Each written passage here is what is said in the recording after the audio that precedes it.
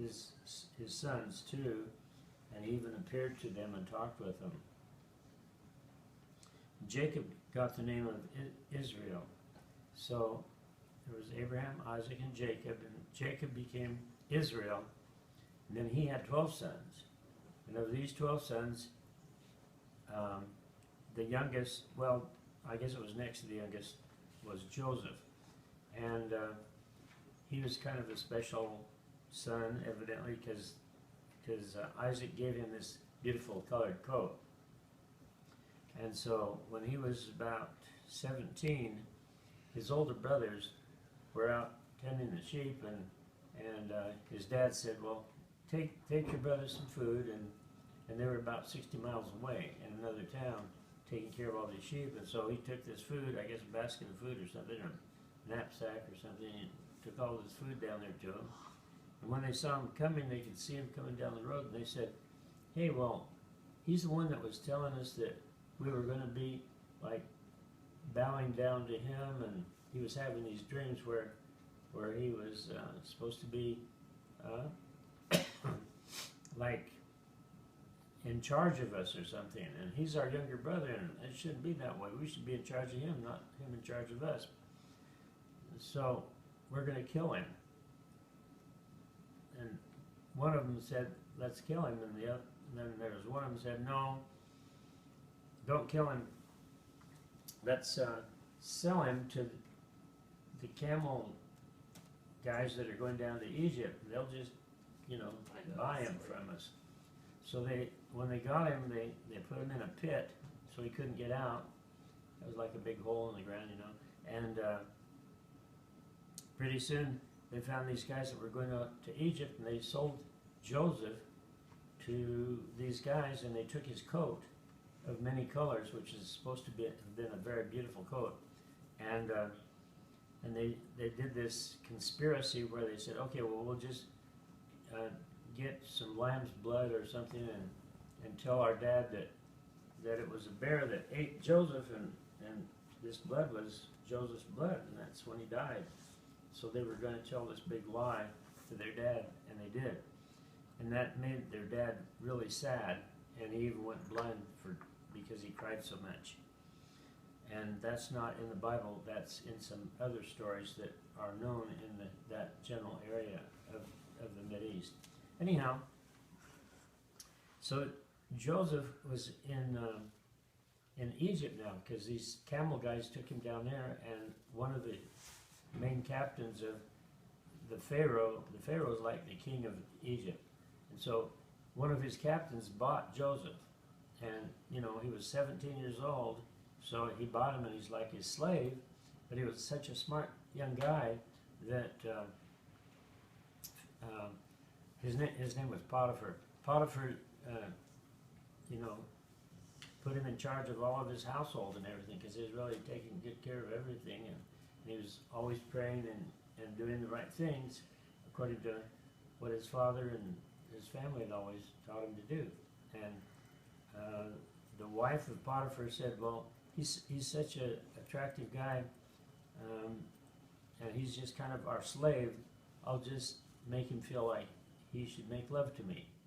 And so then she tried to seduce him and make him make love to her, and he said, how can I do this evil thing? Because your husband has put me in charge of the whole household, and he's not stopped me from being in charge of anything but you, and you would have me do this evil thing. And then he said he turned and left her, and she grabbed his, like he had something on him that he's wearing, and she grabbed it, and then she claimed that he had tried to accost her, and that and she was screaming, and all the other people came and she blamed him when he hadn't even done anything. And so her husband came in, and he says, oh, you're my wife, and you're saying that he was doing something evil to you, so I'm going to put him in jail.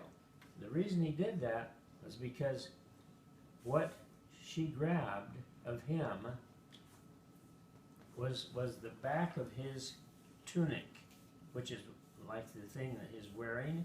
That means that she grabbed the back of him, and her husband knew that it was the back of it. And so then he knew that it was a lie that her wife was telling about Joseph, because if he had been attacking her, she would have grabbed it from the front. See what I mean? But she grabbed it from the back. And so then he knew that. So instead of saying that Joseph should be killed, he just put him in prison. Now, when he was in prison, there was a baker and a butler that were in the prison too. And one night, they both had a dream. And because Joseph had the Spirit of Heavenly Father with him, they were very disturbed, because one of them had this dream where he was carrying bread that he had made on a hat that he was wearing. Like a hat had a big brim on it, and that's the way they used to carry bread when they were delivering bread. They'd put it in the rim. And some birds were in the rim of the hat eating the breads, the little breads that he'd made. And he was very disturbed, because he said, what does that mean? And then the butler had a dream also, and in his dream, he was back helping Pharaoh, giving him the nice drinks and things that he had always prepared for him. And so they were asking Joseph, who could tell us what this dream means? I don't have any idea what these dreams mean. And Joseph said to the butler, your dream, the interpretation of your dream is that within 3 days, Pharaoh is going to call you back so that you can go back and work for him again, and you'll be out of prison. And the the bread maker, he said, the baker, your dream means that within 3 days, Pharaoh is going to cut your head off and you'll be dead. And he said, oh, wow, what an interpretation of a dream. But sure enough, 3 days later, they came and took the bread maker, the baker, and they cut his head off. And then the other man got released. The butler got released to go help the Pharaoh again for 3 days. And then Joseph told the butler, he says, and when you're free, remember the Pharaoh, but remember me to the Pharaoh. But he didn't. He just went and started serving the Pharaoh again and was very happy to be out of prison. He forgot all about Joseph telling him the dream and that it had happened both ways that he had said. Except then the Pharaoh had a dream. And the Pharaoh is like the king of Egypt, and he's having this dream, and he has 400 magicians that he can call on to interpret his dream for him. And so he says, I've got to have someone interpret my dream, because in his dream he saw these fat cows come up out of the river, and then they became skinny. And he said, how can that happen? And then he also saw something else where it was similar, where like some other things were happening where they went from being really good to really bad. And he says, I've got to know what that means. And he said, how can I ever know what that meant? And then he said, I'll call on my magicians. And so he called all of his magicians in. And he said, who can interpret this dream? I had this dream, and I saw these cows coming up out of the Nile River, and they were big and fat, and then when they came up out of there, they were skinny and bony, and like dying or something. And then, what does it mean? And he had a lot of faith in someone being able to tell him, but none of these guys could tell him a thing. So finally, the butler remembered Joseph. He said, oh, my sir, when I was in jail, or in prison, the interpretation was given me of that I was going to be free in 3 days, and the other man that was there with me was going to be dead in 3 days, and it happened exactly that way.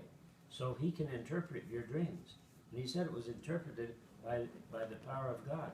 So he said, well, give me that man. I've got to have him to interpret my dream. So he brought Joseph into his court, and he opened up to Joseph, and he said, I have had this dream, and have no idea what it means. I need to know. I've got to know what this is, because after all, it's my dream, and it must have been God that gave me this dream. And so then Joseph said, the interpretation of this dream is one, and it is of God. And what it means is that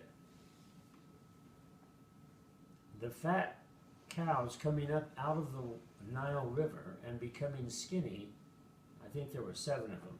He says it means that there are 7 years that you will have peace and plenty and manifold wheat and crops in your kingdom.